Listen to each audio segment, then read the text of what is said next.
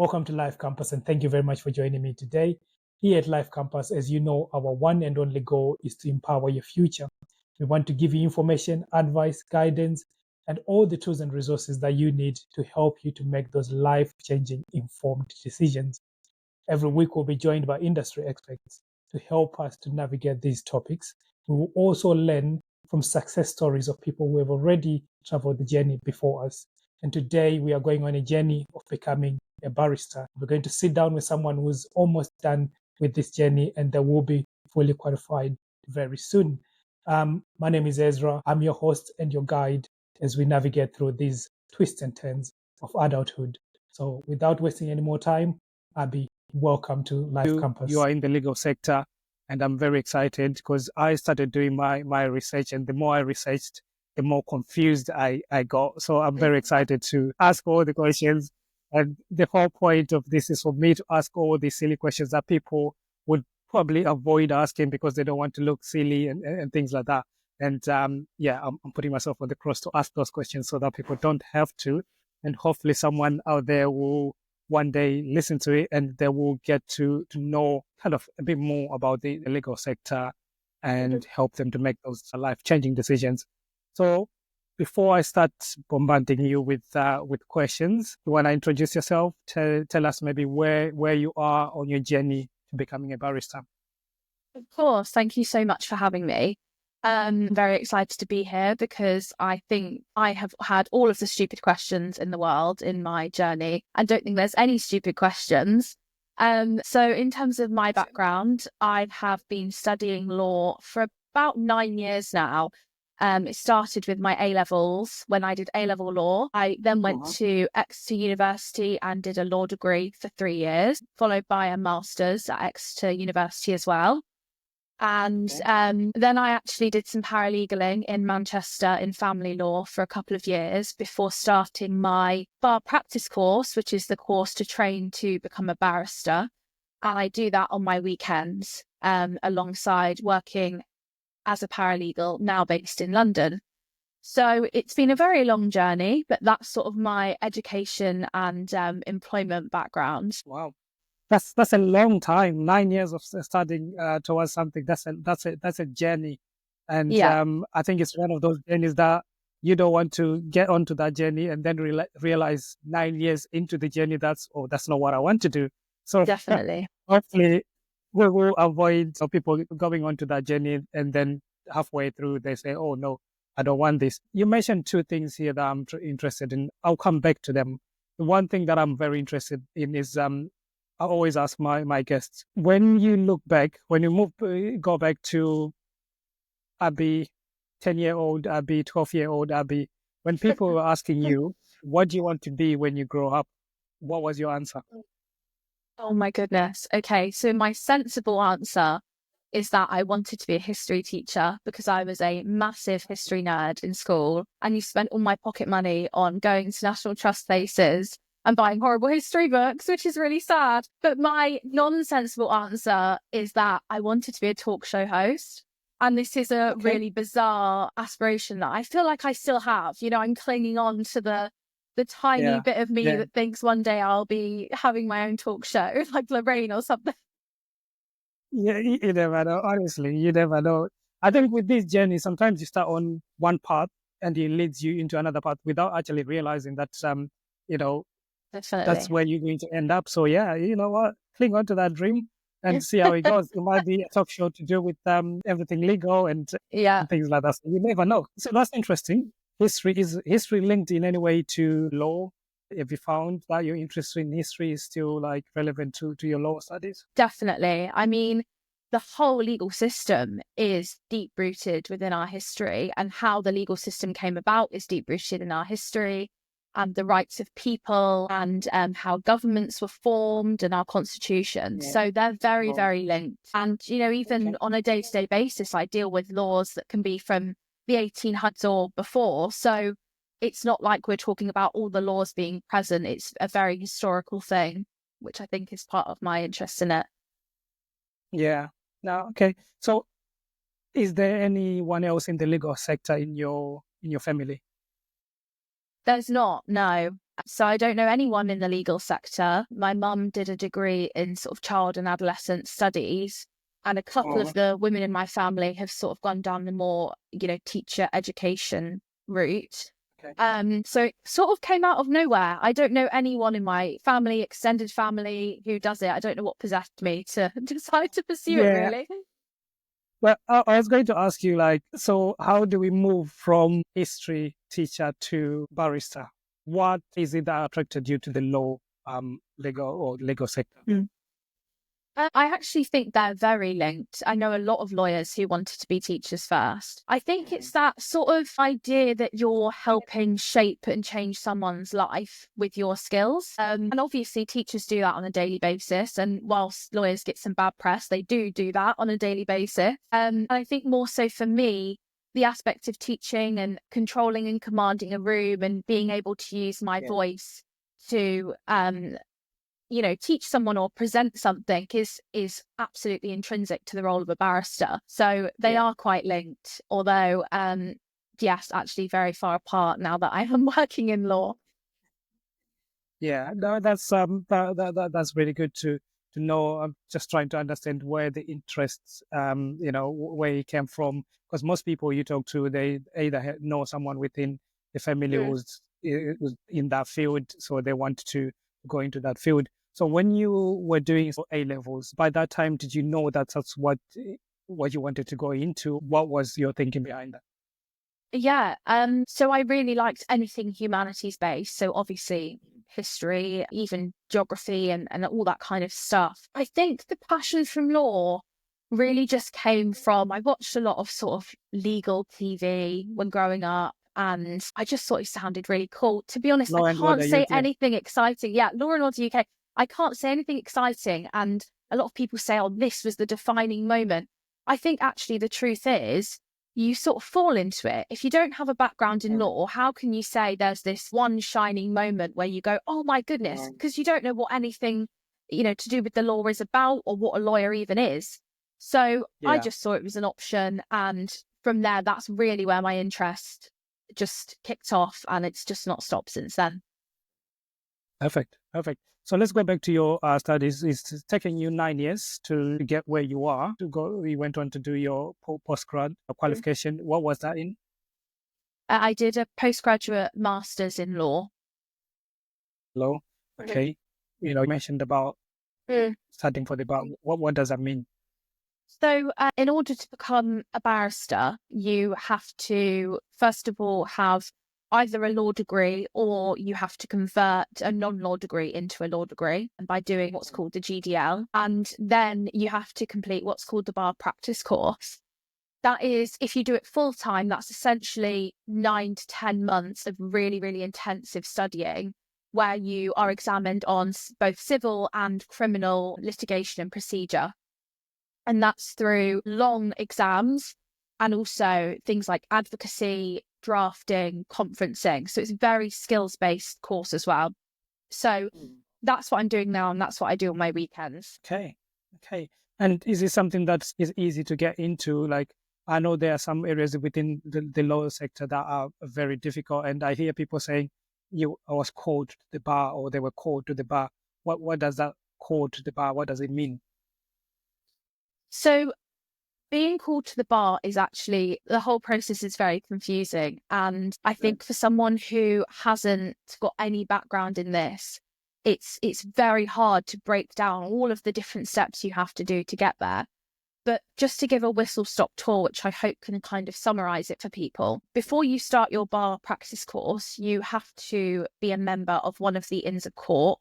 So there are 4 Inns of Court, and I am part of Middle Temple. So you choose an Inn of Court, and they can sort of provide scholarships for people to help them study on the bar course. But the scholarships are sort of notoriously quite hard to get in themselves, and they don't always cover your full bar course fees. So you join your inn, you do your bar course. At the end of your bar course, you then have to apply to be called to the bar. Now, it's not like graduating from any other university. your call to the bar is done by your in. So I will be called to the bar by Middle Temple. And essentially you have a ceremony and you have to have lots of background checks and that's your official call to the bar. But that is not actually when you're a barrister. And in fact, you're not allowed to call yourself a barrister at that stage. You're not a barrister until you have completed the training aspect, which is the next step, which is pupillage. And that is 12 months training in a chambers, specialising in an area of law. And then after that, you can call yourself a barrister. Wow. Okay. Pupillage.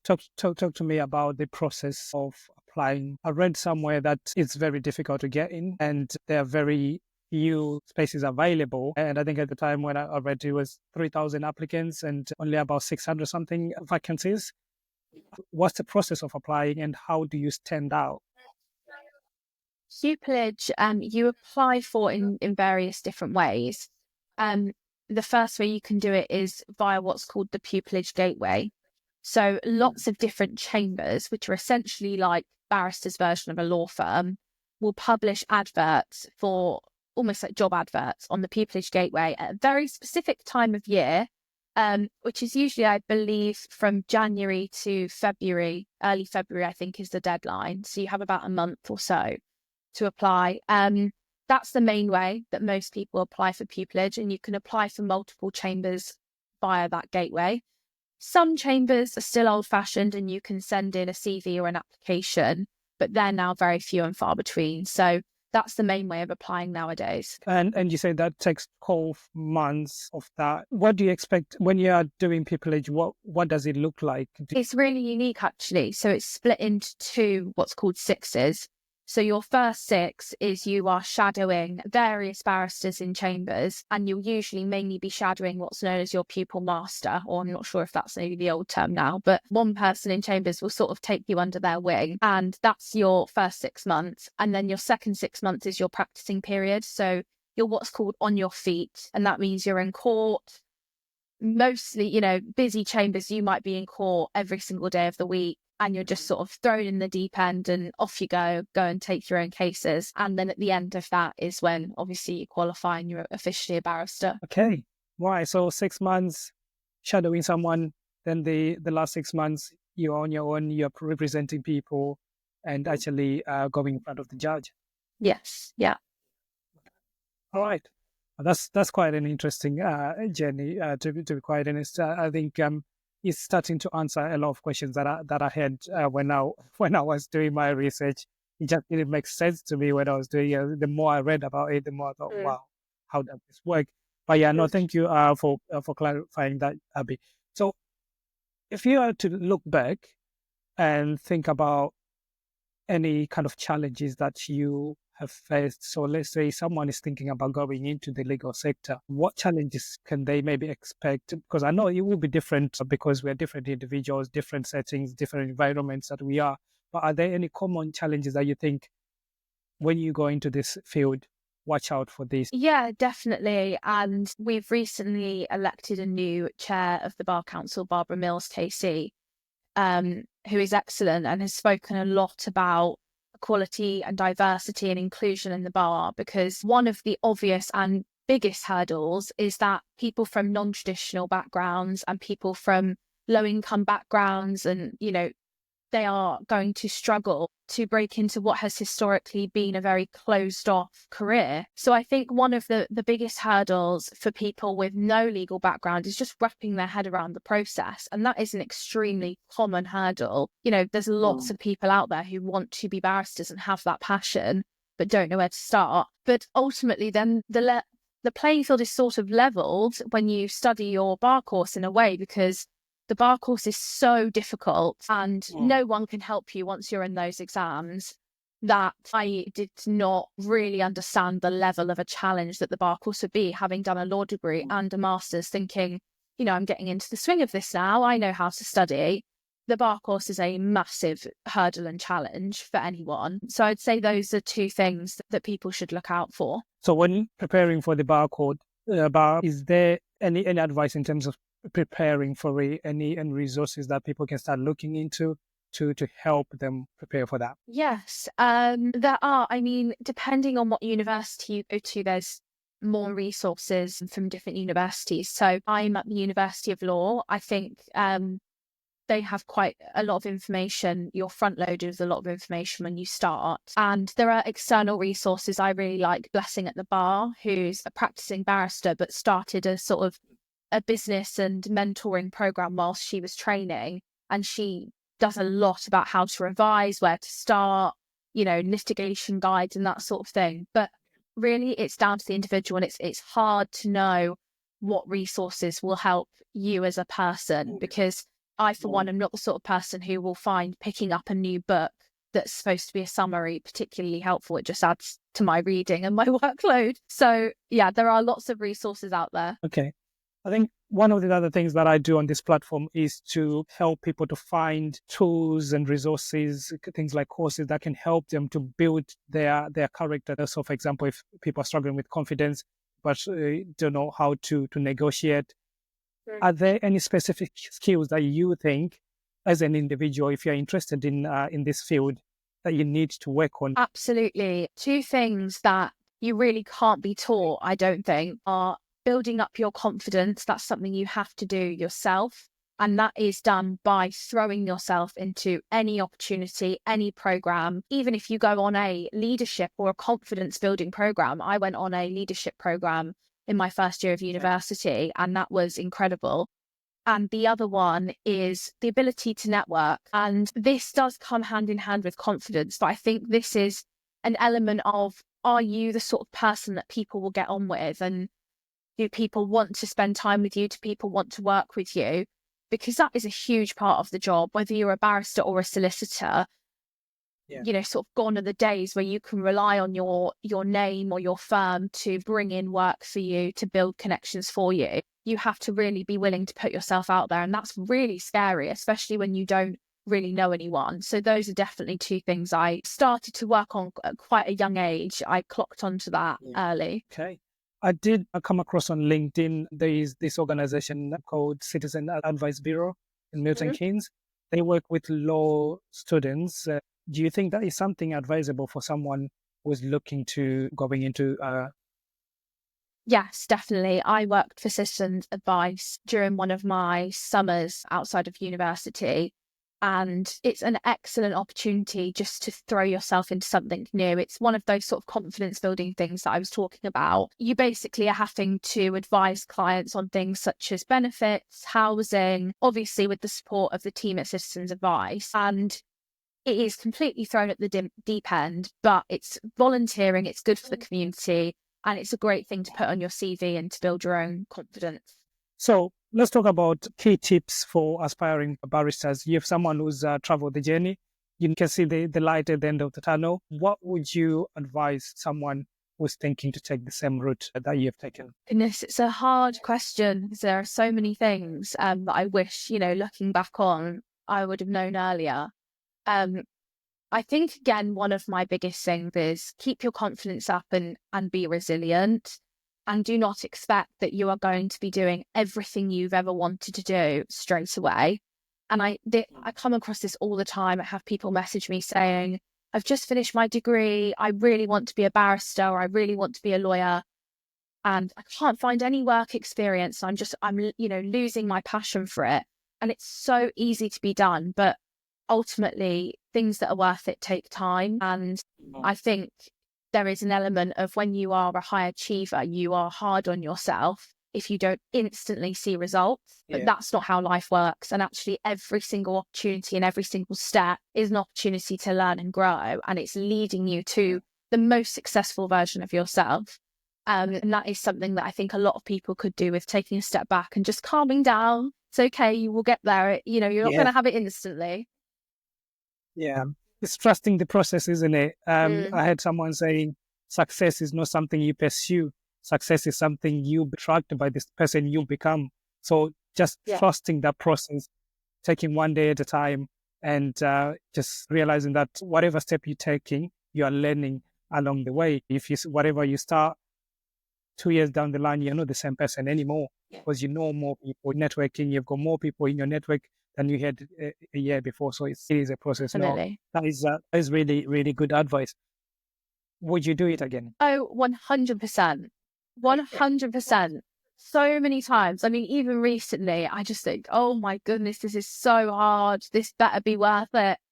But I would do it all again. I've loved every step and I've learned about myself and I've built my own knowledge and my own skills every step of the journey. I mean, even if tomorrow someone said, sorry, we're getting rid of the role of a barrister entirely and therefore you can never be a barrister, I would not regret what I've done so far because it has had such a huge impact on my life. And to a degree, it becomes your identity, which is sometimes a bad thing. But no, it's been amazing and I wouldn't change it. You talked earlier on about Pupillage, and I would like to know if there are any kind of top tips that you can give someone. I want to start by saying that I'm definitely not an expert. I still feel extremely lucky to have got pupillage in the last application cycle, which was my first ever proper pupillage application cycle. Yeah, that's still insane to me. So I'm definitely not an expert, but I would say that one of the things that has really stood out to me and to any of my friends who have been successful at getting pupillage is having good, solid work experience. So taking a year or so to paralegal or to work somewhere in the legal field, because you will find you're not only coming across as a professional and you have a lot more knowledge, but you'll be surprised how much that makes you stand out from other people who have just finished university or have just, finished their bar course. So that's one thing I would definitely say, try and get some legal work experience for a sustained period of time in the area that you actually want to practice in. And then I think the other top tip really is just to be yourself. I think there's lots of guidance out there about having a really good application, checking for grammar and having people read it. Those things, standard, you should be doing them. But being yourself is a very hard thing to be on an application where you feel like you're a bit of an outsider to the world that you're trying to join. And the more I tried to be myself, the more successful I think I was. And just letting go of this feeling that if I behave in a certain way, that I'm not going to be taken seriously, or I need to act like this in order to be a barrister. That's not true at all. So try and put your personality across. Chambers want to know who you are and if you'll fit in. So they're definitely my top two things. Yeah, I guess it makes sense because if you go out there and present someone who's not authentic, probably people will see that. And you need to be comfortable with who you are and say, this is me, and either people will like you or will not. So yeah, no, I think that's a really good tip on there. During the application process, is there any need for you to go to do a face-to-face kind of interview, or is it all paper application? What does it look like? Yeah, so the interview process is really quite rigorous. So it depends on each chambers, but as a rough sort of guide, you would have an application sift through, then depending on the chambers, maybe 50 people be invited for a first round interview, which could even be 3 questions. I mean, I had a pupillage interview, which was 3 questions. So it can be very, very short, but that will be face-to-face a lot of the time. If you're successful in that first round interview, a lot less of you, I mean, maybe 20, maybe even less, will be invited for a second round interview. And usually at that stage, you have a lot more rigorous questioning, by a panel of maybe even 7 barristers. And you will have to do advocacy. So for one of my pupillage applications, I was given a bundle in the morning. I was given, I think, half an hour to read it and present an argument, which was an application for a legal services payment order, which is basically to help with legal fees in family law. So it's something that you get thrown in very quickly, and you just have to be prepared some element to fake it till you make it, because there's only so much preparation you can do for something like that. Yeah. And I guess that thing you mentioned about confidence, it comes through here, because when you've got 7 people sitting and you're standing in front of them and you have to convince them that you know what you're talking about, it's very difficult unless you've got the confidence to say, okay, this is my case, and that's what I'm sticking with. What would you say are the most important characteristics of a barrister? I personally think the most important characteristic of a barrister is resilience. I think you could say so many things, and I think you do have to, in some elements, be the full package. You have to be organized, you have to be personable, intelligent. Really have to be on it. And there's so many barristers I look up to and I think, wow, you are the full package. But I think for me, the biggest thing is resilience, because you will get knocked down not only on your journey to pursuing the bar, which is long and exhausting, but you will get knocked down constantly in court, by the judge, by opponents, by sometimes your even own instructing solicitors. It is a lot on your shoulders and there's a lot of responsibility that you hold. And having that resilience is so important, because even at my level, there are sometimes where you just think, oh my gosh, I just give up. And it's really hard to force yourself to carry on in that circumstance. It sounds like you need to be someone who's okay with maybe the word no, or being knocked back, not getting your way in some cases, and where you'll be comfortable to just, or strong enough to dust yourself up and say, well, yeah, today didn't go my way. I need to get up tomorrow and, do it again, which is not something that you find in everyone. And I think for me, from what you are saying now, it feels like being a barrister or working in the law or legal sector, it sounds like a calling to me, something that you have to be very passionate about, something that you really want to do. I don't think it's one of those jobs that you can do just because you want to pay the bills, because it sounds like it's so demanding and you need to be fully invested to actually enjoy the law sector. So I mean, I would say on that, I don't think I even quite appreciated how much it involves sacrificing your personal life and your downtime. And I would never want to put anyone off becoming a lawyer, whether that's a solicitor or a barrister. But it does involve a lot of the time sacrificing your evenings, your weekends. And if you're not prepared to do that, then you're going to struggle. I mean, one day the aim is obviously to achieve that work-life balance and, to have those boundaries in place. But especially when you're starting out, it's a bit of a shock to the system, I have to say. I mean, even when I started paralegaling, realizing that I was not going to be finishing work every day when I thought I was is a shock. And if you're not ready for that, then there are definitely careers that you can do where you will be able to do that and be amazing and successful at them. But this is not one of them. Yeah. I mean, you mentioned two things that I'm interested in there. You mentioned about sacrifice. And before you answer that, you mentioned one thing that I wanted to ask you, which is the difference between a solicitor and a barrister. Because I think some people, they just, I want to study law, I want to be a lawyer. But what is the difference between the two?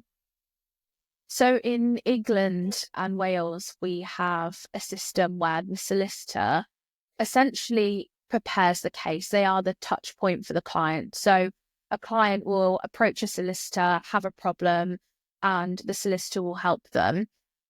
If it gets to the point where it looks like that case is going to go to court, then the solicitor instructs the barrister and the barrister presents the case in court.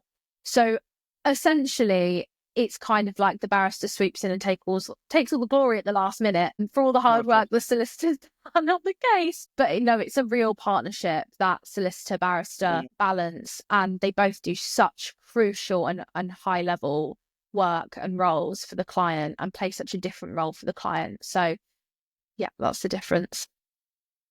Okay, no, thank you. And as you know, we talked about success, and success comes with sacrifice. Looking back at your journey, is there anything that you have sacrificed during this? It could be friendships, it could be relationships, and is there anything that you can look back and think, yeah, this was the sacrifice?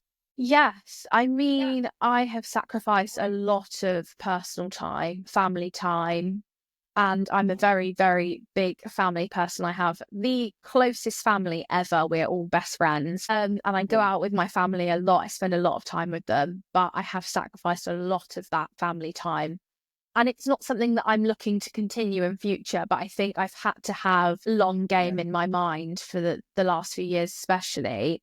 And, missing things is really difficult, but sometimes it has to be done for the longer goal. So I'm hoping that's not going to be a pattern as much when I'm qualified. I'm hoping I'll be able to sort of implement stricter boundaries. But I've also I lived in Devon and then I lived in Manchester. So my family living down south, that was already difficult. But yeah, definitely have to sacrifice a lot of personal time. Thinking back and looking at where you are, you're about to finish and qualify as a barrister. How proud are you of yourself? I am proud, but I am also a bit bizarre in that I don't really like to celebrate my achievements. I never even went to either of my graduations so far. And I said to my mum, I don't think I'd even go to my calling to the bar if it wasn't mandatory for me to go. I really just like to blink and move on, which is not a good way to be. And to anyone else in this situation, please celebrate every single achievement, because even just, doing simple things like finishing your first year of uni is an incredible achievement. Any step on the ladder is an achievement. So I am proud of myself, but I'm a bit of a weird character in that way. I don't really like talking about myself in that way. That's very interesting. No, that's very interesting. And I think, looking at the journey that you have described here, it's a lot of work, a lot of sacrifice. And I would think everyone who would have traveled that journey will be the first one to say, I'm here, I've done it, I'm proud. But obviously, we're different people. And it seems like you understand the need to celebrate those small wins. Definitely. During these journeys. And I think looking at this journey, it's a difficult one. So it is very, very important to celebrate those wins. And I'm sure your family do celebrate on your behalf, because they know how difficult you've been working and things like that. How important is a good support group around you, supportive family, friends, when you're going through this journey? It's so important. You have to have a really strong support system to fall back on. And although my family are absolutely incredible, and my fiance as well just really understands it and gets it, having friends who are in your situation is absolutely necessary, because they actually do understand it and they really know what you're going through. And I spend a lot of time on the phone with my bar course friends or my colleagues who are in similar positions, just chatting things through, and having someone who gets you is so important. So definitely, cherish the friends you make at bar school, because they're going through that journey with you. There you have it, guys. I hope you find one or two things that you can take away from this conversation and implement in your own journeys, and hopefully help you to make those life-changing, informed decisions. If you're looking for one-to-one support regarding your career, you can head over to lyfecampus.com, where you can book a one-to-one session with a careers consultant who is specialized in the legal sector. They'll help you to give you more information, advice, and guidance. And also, if you're just looking for general advice, if you want to make a decision about your career, about your education, lifestyle, health, and finances, head over again to lyfecampus.com. You can book a session with a guidance practitioner, which will be myself, where I can sit down with you and help you to navigate those topics and to help you to make informed decisions. I've been working in the higher education sector for the last 20 years, and that's what I do every day to help people to make informed decisions. I've already asked you about tips that you can give people who are interested in this field, but is there anything else, just in general, as a life kind of advice to anyone listening, anyone who is interested in getting into this field, that you can give them? Yes, I would say don't let your perception of what a lawyer is stop you from following your goals, because it's very easy to look at people in the media or at networking events and think, oh my gosh, they're so much better than me. They're so much smarter than me. And comparison is the thief of joy, and it will stop you from achieving what you want to achieve. So please do not look at anyone else. Do not compare. There is only one you, and you bring something different to the table. And that is something I love about the law. Really, the more and more I engage in it, the more I realize that all these different personalities bring something so different, and is what keeps it alive, and that is what keeps it interesting. So don't let that hold you back. Well said. Well said. No, thank you very much, Abby. In terms of people reaching out to you, if you want people to reach out to you, where can people find you? I'm happy for anyone to message me on LinkedIn with my full name. You'll be able to find me. I am on Instagram, which is legally.abigail, I believe. And I'm happy, if someone reaches out via those channels, I'm happy to give people my phone number and email. I speak to a lot of people and more than happy to help, because I know how important it is to have a mentor or to just have someone to ask questions and fall back on. Hey, thank you very much. I'll put the link in the description box below for those who would like to reach out. And I know you're passionate about helping people. I've looked on your LinkedIn page and I've seen things that you do. On top of your heavy workload as it is already, you still get time to talk to people, help people, and provide information and advice to people. So I appreciate your time, Abby, and thank you very much for joining me today. I can't keep you any longer. It's time to go and have your dinner. I'll go at it again tomorrow. But no, thank you very much. I appreciate your time. No problem. Thank you for having me.